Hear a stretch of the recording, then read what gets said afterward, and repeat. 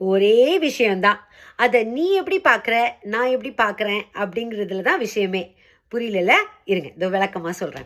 ஒரு ஊர்ல ஒரு அப்பாக்கு 2 பசங்க இருந்தாங்களாம். அதுல ஒருத்தரு ரொம்ப நல்லவரு. எந்த கெட்ட பழக்கமும் கிடையாது. குடும்பத்து மேல ரொம்ப அன்பு, பாசம் வச்சிருந்தாரு. ஊர் மக்கள் மேலலாம் மரியாதை வச்சிருந்தாரு. கடவுள் பக்தி வேற ரொம்ப ஜாஸ்தி. யாரு உதவின்னு வந்து கேட்டாலும் உடனே இறக்கப்பட்டு உதவி பண்ணுவாரு. அந்த ஊருக்கே ரோல் மாடல் அப்படின்ற அளவுக்கு இருந்தாராம்.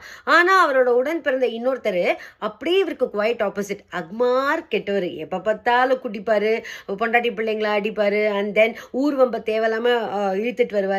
அண்ட் தென் வாயை திறந்தாலே கெட்ட வார்த்தை தான். இந்த ஊர் மக்களுக்கு இவங்க 2 பேரையும் பார்த்துட்டு ரொம்ப ஆச்சரியம். எப்படி ஒரே குடும்பத்துல 2 பேர் இப்படி இருக்காங்க அப்படின்னு சொல்லிட்டு ரொம்ப கன்ஃபியூஷன்லயே இருக்கும்போது ஒரு பெரியவர் என்ன பண்ணாரா, இந்த கெட்டவர்கிட்ட போய் ஒரு நாள் கேட்டாராம்.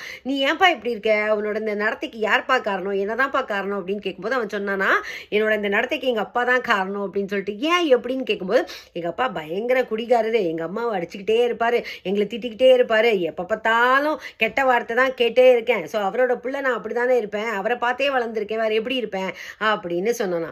ஆனாலும் இந்த பெரியருக்கு வந்து ஒரு டவுட். ஆனா இன்னொரு புள்ள இவ்வளோ நல்லவனா இருக்கானேன்னு சொல்லிட்டு அவன்கிட்ட போய் கேட்டாராம். நீ எப்படிப்பா இப்படி இருக்க? இவ்வளோ நல்லவனா இருக்க? உன்னோட நடத்தைக்கு என்ன காரணம்? யார் காரணம் அப்படின்னு கேட்கும்போது அவரும் சொன்னாராம், என்னோட நடத்தைக்கு எங்க அப்பா தான் காரணம் அப்படின்னு சொல்லிட்டு. இவருக்கு ஒரே ஆச்சரியம். என்னப்பா சொல்ற அப்படின் போது, இது எங்க அப்பா வந்து சதா சர்வகாலம் குடிச்சுக்கிட்டே இருப்பாரு. எங்களை எங்க அம்மாவெல்லாம் அடிச்சுக்கிட்டே இருப்பாரு. ஊர் மக்கள் எங்க அம்மாலாம் அவரை எவ்வளோ திட்டிருக்காங்க அப்படின்னு கண் கூட பார்த்துருக்கேன். தப்பி தவறி கூட அவரை மாதிரி வாழ்க்கையில ஆயிடக்கூடாது அப்படின்றதுக்காக தான் நான் இவ்வளோ நல்லவனா இருக்கேன் அப்படின்னு சொன்னானா. இப்போ புரிஞ்சுதா? ஒரே விஷயம்தான். நம்ம எப்படி பார்க்குறோம், நம்ம எப்படி எடுத்துக்கிறோம் அப்படிங்கிறதுல தான் விஷயமே. நம்ம என்ன நினைக்கிறோமோ அப்படிதான் நம்மளோட வாழ்க்கையும் அமையும். இதைத்தான் அந்த காலத்திலேயே சொல்லி வச்சிருக்காங்க. எண்ணம் போல் வாழ்க்கை அப்படின்னு இல்ல?